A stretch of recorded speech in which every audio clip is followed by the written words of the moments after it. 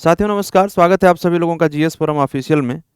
आज के इस सेशन में हम लोग चर्चा करने जा रहे हैं उत्तर प्रदेश के अंदर जो समीक्षा अधिकारी और सहायक समीक्षा अधिकारी की भर्ती आती है, जिसे आप लोग आरओ और एआरओ कहते हैं, उसका पाठ्यक्रम विस्तृत रूप से चर्चा करेंगे, बिल्कुल पूरे विवरण के साथ। क्योंकि मैंने देखा है बहुत सारे अभ्यर्थी प्रारंभिक परीक्षा तक तो स्पष्ट होते हैं, लेकिन मुख्य परीक्षा का सिलेबस और पैटर्न उनको क्लियर नहीं होता है। जबकि थॉट प्रोसेस ये कहता है कि जहां तक आप सोच सकते हैं वहीं तक आप पहुंच सकते हैं। तो यदि आप अपनी तैयारी की शुरुआत में ही मुख्य परीक्षा को लेकर के चलेंगे तो आप मुख्य परीक्षा तक सोचना शुरू करेंगे और मुख्य परीक्षा को निश्चित रूप से क्वालिफाई करेंगे। तो सबसे अच्छी बात यह है कि ये जो आपकी नौकरी है, ये जो आप सर्विस देने जा रहे हैं, ये नॉन ट्रांसफरेबल होती है। यदि उत्तर प्रदेश आरओ या आरओ आप क्वालिफाई करते हैं तो लखनऊ या प्रयागराज में ही आपको नौकरी करनी होती है। मुख्यतः नॉन ट्रांसफरेबल है, एक अस्थायी नौकरी है और काफ़ी अच्छी नौकरी है। आप देख पा रहे हैं इमेज में ये सचिवालय भवन, तो यहाँ पर आपको नौकरी करने का, सेवा देने का एक अवसर प्राप्त हो, हमारी शुभकामनाएं। आइए हम पाठ्यक्रम पर चर्चा करते हैं। जैसा कि आप देख पा रहे हैं, ये जो पैटर्न है आपका, हम लोग इसको दो हिस्सों में बांट करके समझेंगे। पहला प्रीलिम्स और दूसरा मुख्य परीक्षा। आरओ एआरओ का पैटर्न डिस्कस करेंगे हम लोग। प्रारंभिक परीक्षा में आप में से बहुत सारे लोग अपियर हुए होंगे इससे पहले, और हो सकता है कि अपियर नहीं हुए हों, अगली बारी वो टारगेट कर रहे हों। तो यदि आप अपियर हुए हैं तो आप जानते होंगे कि प्रारंभिक परीक्षा में जो जीएस पेपर 1 है उसमें 140 क्वेश्चन आते हैं। सामान्य अध्ययन इसको कहा जाता है। सामान्य अध्ययन वस्तुनिष्ठ टाइप के, यानी कि एमसीक्यू होते हैं। 140 क्वेश्चन पूछे जाते हैं, जिसमें लगभग आप मान के चलो कि 10 से 15 क्वेश्चन रीजनिंग सब्जेक्ट के होते हैं, यानी कि तर्क शक्ति के होते हैं, कि आपकी सोचने समझने की जो क्षमता है उसमें तर्क शक्ति आपकी कितनी है। तो लगभग 10 से 15 क्वेश्चन रीजनिंग के होते हैं और बाकी सारे क्वेश्चन जो होते हैं वो जीएस के होते हैं, सामान्य अध्ययन के होते हैं 140 में से। और 140 प्रश्न 140 नंबर के होते हैं, यानी कि एक क्वेश्चन 1 नंबर का होता है। इसी प्रकार से जो दूसरा पेपर आपको दिया जाता है प्रारंभिक परीक्षा के लिए, उसे आप सामान्य हिंदी कहते हैं। सामान्य हिंदी में आपको क्या क्या पढ़ना होता है? सामान्य शब्द ज्ञान होता है तथा व्याकरण होता है। किस प्रकार के प्रश्न पूछे जाते हैं? ऑब्जेक्टिव, यानी कि हिंदी के ऑब्जेक्टिव टाइप के क्वेश्चन पूछे जाते हैं। पैटर्न बिल्कुल क्लियर है, पैटर्न में कहीं कोई कंफ्यूजन नहीं है। कुल आपको 6 टॉपिक दिए गए हैं। विलोम है, वाक्य एवं वर्तनी शुद्धि है, अनेक शब्दों के एक शब्द हैं, तत्सम एवं तद्भव शब्द है, विशेषण और विशेष्य है, और पर्यायवाची शब्द है। और सभी टॉपिक कितने कितने शब्द पूछे जाएंगे आपसे? 10-10 पूछे जाएंगे। तो आप देख सकते हैं यहाँ पर टोटल 60 नंबर की हिंदी आती है। 60 नंबर की हिंदी आती है और इसमें 6 सेक्शन दिए हुए हैं, तो 6 सेक्शन को आप 60 नंबर की हिंदी में कवर करते हैं। सिलेबस बिल्कुल डिफाइन है, इसके अलावा आपको कुछ और नहीं पढ़ना होता है प्रारंभिक परीक्षा के लिए। तो इस प्रकार से आप समझ सकते हैं कि प्रारंभिक परीक्षा की जो कुल मेरिट आपकी बनेगी वो 140 और प्लस ये 60 दोनों मिलाकर के 200 नंबर पर मेरिट बनती है। अब इसमें कट ऑफ कहाँ पर पहुंचती है डिपेंड करता है कि पेपर का नेचर कैसा है, वैकेंसी कितनी है। तो आप कट ऑफ प्रेडिक्ट ना करें, आप अपना 100% दें। गीता में लिखा गया है कर्मण्येवाधिकारस्ते मा फलेषु कदाचन। आपको कर्म पर अपने भरोसा रखना है। यदि आप अच्छा करेंगे तो आपको निश्चित रूप से आपका परिणाम मिलेगा। तो मैं उम्मीद करता हूं कि प्रारंभिक परीक्षा आपको समझ में आ गई होगी। आइए अब मुख्य परीक्षा पर बात करते हैं। ध्यान देने वाली बात यह है कि जब आपके नौकरी की फाइनल मेरिट बनेगी, आपके जॉब की, आपके सर्विस की फाइनल मेरिट बनेगी, तो उसमें प्रारंभिक परीक्षा वाले मार्क्स नहीं जोड़े जाएंगे। केवल और केवल कहां पर फाइट होगी? मुख्य परीक्षा पर। प्रारंभिक परीक्षा आपको सिर्फ क्वालिफाई करना होता है। मुख्य परीक्षा में जो सबसे पहला पॉइंट आपको याद रखना है वो ये याद रखना है कि ये परीक्षा 400 नंबर की होती है। टोटल 400 नंबर पर फाइट करना है, टोटल 400 मार्क्स पर फाइट करना है। बहुत सारे लोगों को मैंने देखा है कि परीक्षा का पैटर्न क्लियर नहीं होता है। साथियों, आई रिपीट अगेन, जैसा हम सोचते हैं वैसा ही हम करते हैं। हमारा दिमाग, थॉट प्रोसेस जो हमारा बनता है वो हमारे सोचने के तरीके से ही बनता चला जाता है। तो यदि आप आरओ एआरओ के एक सिंसियर एस्पिरेंट हैं, आपका प्राइम टारगेट है कि आपको आरओ एआरओ ही क्वालिफाई करना है, तो जो मुख्य परीक्षा का पूरा पैटर्न है वो आपके दिमाग में हर समय होना चाहिए, बिल्कुल भी उसमें कोई भी डिले नहीं होना चाहिए। तो 400 नंबर का मुख्य परीक्षा होगा। पेपर कितने होंगे? पेपर होंगे 3। कौन कौन से पेपर होंगे? एक पेपर होगा आपका सामान्य अध्ययन का, यानी कि जिसे आप जीएस कहेंगे। दूसरा पेपर होगा सामान्य हिंदी एवं आलेखन, जनरल हिंदी एंड ड्राफ्टिंग कहते हैं। और तीसरा जो पेपर होगा उसे आप बोलेंगे हिंदी निबंध। तो एक बार मैं फिर से आपको बताऊं, कुल पेपर कितने? 3। कुल नंबर कितने? 400।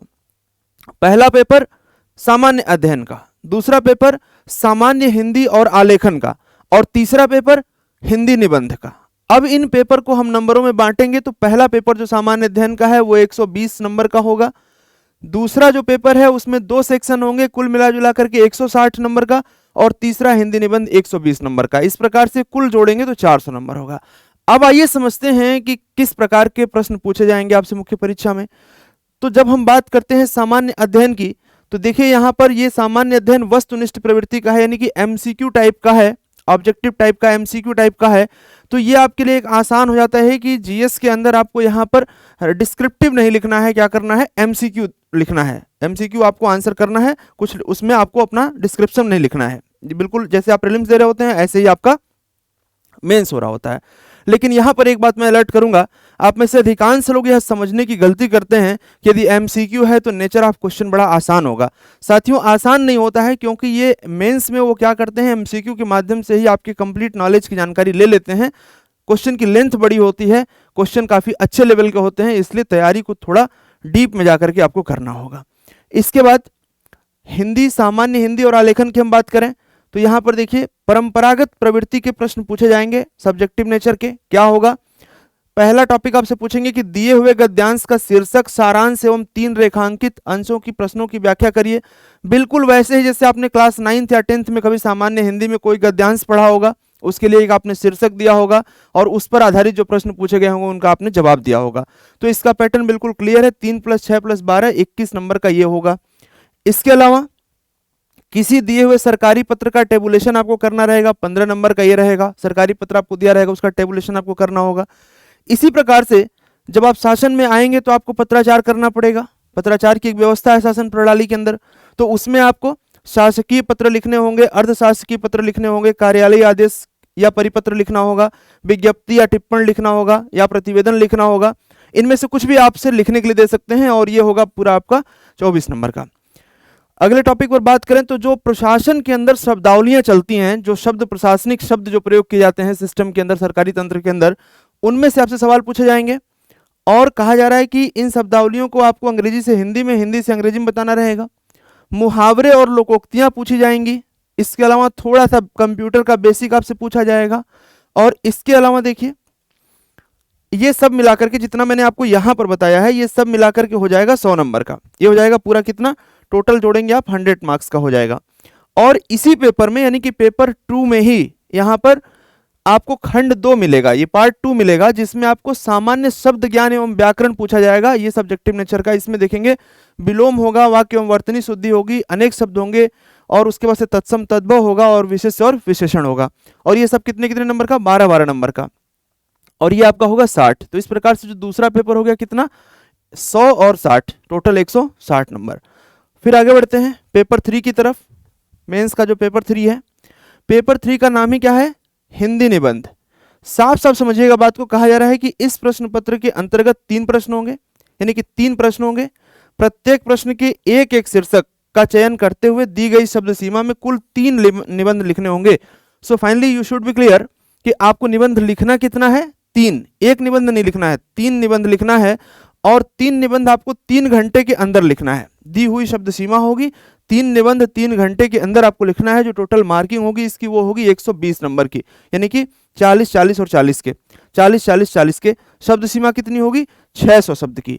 तो अभी से आप आदत डाल लें कि 600 शब्द सीमा में आपको 1 घंटे के अंदर 600 शब्द लिखना है। और सोर्स जो होगा निबंध लिखने का वो सिर्फ और सिर्फ भारत सरकार के द्वारा दी जाने वाली जो योजना मैगजीन होती है और जो कुरुक्षेत्रा होती है, इन दोनों पर काम करिए। और जो समसामयिक चर्चाएं हो रही हैं उस पर काम करिए, तो आप आराम से वहां तक पहुंच जाएंगे। तो ये टोटल आपका हो गया, ये टोटल मार्क्स जो हो गए 120 के हो गए। तो ये रहा आपका पूरा मुख्य परीक्षा का कार्यक्रम। इसमें कहीं कोई कंफ्यूजन आपको नहीं होना चाहिए। टोटल हमने आपको बताया कि मुख्य परीक्षा आपकी 400 नंबर की और प्रारंभिक परीक्षा आपकी 200 नंबर की। प्रारंभिक परीक्षा आप क्वालिफाई करते हैं, उसका मार्क्स मुख्य में नहीं जुड़ता है। आपकी जो मेरिट बनेगी फाइनली वो कहां पर बनेगी, मुख्य परीक्षा से बनेगी। अब देखिए इसमें आप खुद से तैयारी कर सकते हैं, अधिकांश लोग खुद से करते हैं और सफल भी होते हैं। परंतु जो दौर चल रहा है, इस दौर में कहीं ना कहीं आपके साथ कोई ना कोई बैकअप सोर्स होना चाहिए कि जहां पर आपके मन में भटकाव आ रहा है, कोई आपको लग रहा है कि कहीं आप कंफ्यूज हो रहे हैं, कोई आपको थोड़ा सा गाइड कर दे, किसी टॉपिक पर बता दे। इसके लिए एक सिस्टमेटिक स्टडी प्लान आपका होना चाहिए। सिस्टमेटिक स्टडी प्लान में पूरी ऊर्जा होनी चाहिए। यदि ये सब चीज़ें नहीं हो पाती हैं, कई बार हमें लगता है कि हम खुद से नहीं कर पाते हैं, तभी ज़रूरत पड़ती है किसी कोचिंग इंस्टीट्यूट की, किसी मेंटर की, किसी टीचर की। तो बहुत सारे लोग पढ़ा रहे हैं, बहुत सारे लोग काम कर रहे हैं। इवन कि मैं भी पढ़ा रहा हूँ और मैं भी इस मुद्दे पर काम करता हूँ, राइट। तो लखनऊ के अंदर जीएस फोरम ऑफिशियल ये हमारा ऑफलाइन कोचिंग चलता है। आप यहाँ पर आकर के ऑफलाइन तैयारी कर सकते हैं, या आपको लगता है कि आप कहीं दूर दराज बैठे हुए हैं, ऑनलाइन हमारे साथ जुड़ते हैं, तो ध्यान देने वाली बात यह है कि यदि आप हमारे साथ जुड़ते हैं तो मैं आपको सिर्फ यूट्यूब या एप्लीकेशन पर नहीं बल्कि ऑडियो वीडियो कॉन्फ्रेंसिंग के माध्यम से भी कनेक्ट करता हूँ। पिछले बार जिन लोगों ने आरओ की परीक्षा दी थी, या जो लोग हमारे साथ जुड़े रहे और किसी कारणवश उनमें से कुछ लोगों का नहीं हो पाया हो प्रारंभिक परीक्षा, उनके लिए ये सारा का सारा प्रोग्राम हमारा, जो कि मैं कल से शुरू कर रहा हूँ, ये कम्प्लीटली फ्री होगा। कल यानी कि 11 जनवरी 2022 से एक पूरा प्रोग्राम नए तरीके से बिल्कुल शुरू हो रहा है। इसका पूरा शेड्यूल आपको मिल जाएगा जब आप हमसे संपर्क करेंगे, तो उनके लिए कम्प्लीटली फ्री होगा। और जो लोग जुड़ना चाहते हैं बहुत ही थोड़ी सी फीस में, उनके लिए सारा कार्यक्रम उपलब्ध कराया जाएगा। तो मैं उम्मीद करता हूं कि आपको ये सिलेबस और पैटर्न क्लियर हो गया होगा। मेरे द्वारा बताई गई सारी बातें आपको स्पष्ट होंगी।